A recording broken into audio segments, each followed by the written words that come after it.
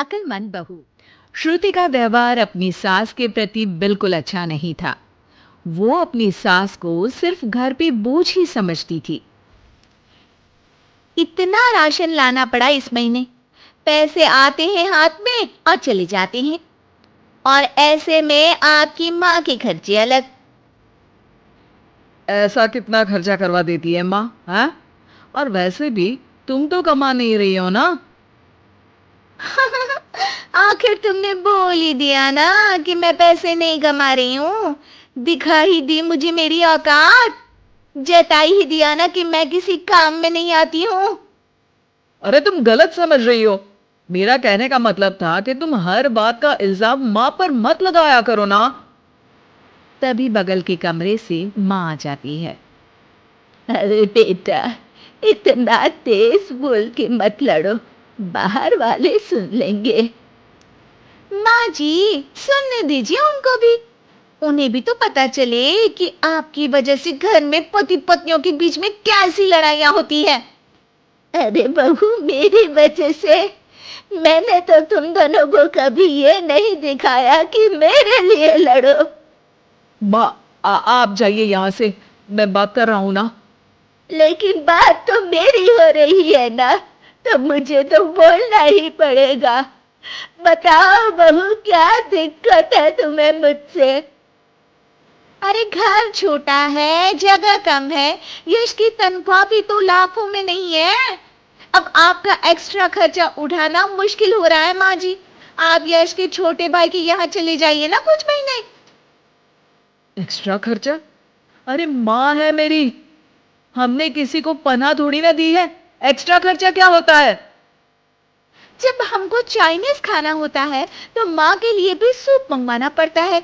ये एक्स्ट्रा खर्चा है। घर की ईएमआई के साथ माँ की दवाई की भी चिंता करनी पड़ती है। ये भी एक्स्ट्रा खर्चा है। माँ को रोज कोई ना कोई बीमारी होती रहती है। इसी डर से हम कार नहीं खरीद रहे कि हॉस्पिटल में पैसे लग गए तो कहाँ से आएंगे। और खाने पीने कपड़े इधर उधर के खर्चे तो जोड़ भी नहीं रही हूँ मैं। अरे ये सब तो मैंने यश के लिए भी किया है। मैंने तो ऐसे उंगलियों पे हिसाब नहीं रखा। लो, आपने भी जता दिया ना। अरे आप थोड़े दिन किसी रिश्तेदार के यहाँ क्यों नहीं चली जाती? खर्चा भी बचेगा और घर में शांति भी रहेगी। यश श्रुति की ये बात सुन के गुस्से से आग बबूला हो जाता है। चुप हो जाओ श्रुति, बहुत हो गया तुम्हारा। मेरी माँ है वो, और उनका अधिकार इस घर पे हम दोनों से भी ज्यादा है। और खर्चे बचाने की इतनी ही पड़ी है तो तुम खुद क्यों नहीं चली जाती अपने मायके? घर में शांति तो तुम्हारे जाने से भी हो सकती है। श्रुति ने ये नहीं सोचा था कि यश कभी उससे इतनी तेज आवाज में इस तरह से बात करेगा। अपनी सास के सामने यश ने उससे इतनी बेरुखी से बर्ताव किया कि श्रुति ने सोच लिया कि वो अब अपने मायके चल ही जाएगी। अगले दिन जब यश ऑफिस गया हुआ था, उस वक्त श्रुति वहां से मायके चली गई। माँ, कैसी हो? अरे बहू के राज में जी रही हूँ बेटा, अच्छी ही हूँ। तू बता, अचानक कैसे आ गई? अरे सास से खिटपिट हो गई। मैं थोड़ी देर वहां नहीं रहूंगी घर में तो अकल ठिकाने पे आ जाएगी उनकी। हाँ हाँ, जितना रुकना है रुको, आप ही का तो घर है। अरे भाभी, कैसी हो? दिखी ही नहीं तब से।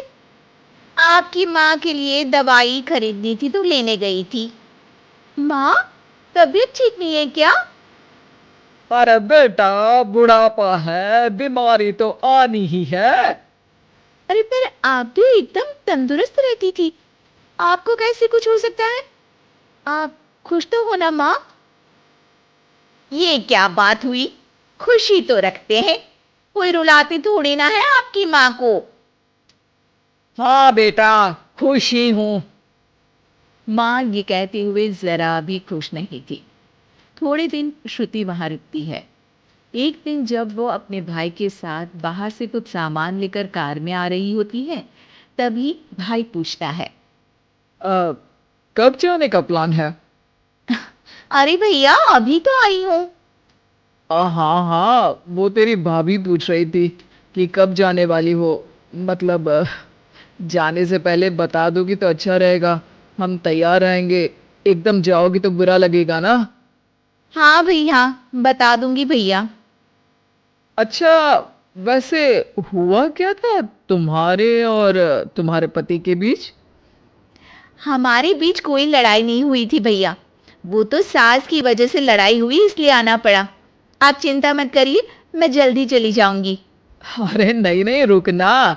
अरे तू घर में है तो शांति भी रहती है। क्या मतलब? अरे मत पूछ श्रुति। आए दिन माँ और तेरी भाभी में नोक झोंक चलती ही रहती है। तेरी भाभी का कहना है कि माँ का खर्चा बहुत होता जा रहा है घर में। अब माँ की क्या गलती है? बीमारी किसी से पूछ के थोड़ी ना आती है। तेरे सामने वो कुछ नहीं बोल रही है, तेरे जाते ही माँ को ताने मारने लगेगी। हाँ, और आप कुछ नहीं बोलते? मैं बोलूंगा तो मायके चली जाएगी गुस्से में। श्रुति ये जवाब सुन के चुप हो जाती है। उसे एहसास होता है जैसे ये उसकी भाभी की नहीं, उसी की बात हो रही है। पर भैया, आपकी तो इतनी अच्छी जॉब है, पैसों की कोई दिक्कत नहीं है, फिर भाभी को क्या दिक्कत है? अरे किसी को पालने के लिए मन में प्यार होना चाहिए श्रुति। जेब का पैसा भी जरूरी होता है, लेकिन नियत हो तो कम में भी खुश रहा जा सकता है। श्रुति उसके बाद कोई सवाल नहीं करती है और जाके सीधे अपने भाभी से कहती है, भाभी, आप माँ को अच्छे से नहीं रखती हो।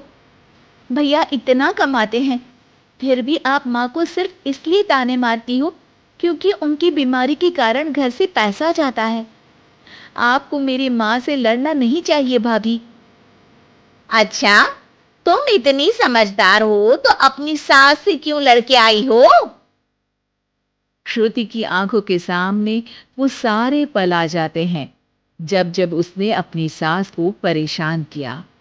वो उसी वक्त अपना सामान पैक करती है और जाने लगती है। अरे तू तो रुकने वाली थी ना श्रुति। जाना पड़ेगा, सासू माँ बीमार रहती है, उनका ध्यान रखूंगी माँ। अरे पर तू तो उनसे लड़के आई है ना। माँ, मैं ये सोच के आई थी कि मेरे बिना उनकी अकल ठिकाने आ जाएगी। पर मेरी ही अकल ठिकाने आ गई। और मैं अपनी सास का ध्यान रखूंगी, तभी तो अपनी भाभी को ये बोल पाऊंगी कि वो भी अपनी सास का ध्यान रखा करे। श्रुति को कोई नहीं रोकता। वो वापस अपनी सास के पास चली जाती है। अब श्रुति और उसकी सास कम चीजों में ही ज्यादा खुशी के साथ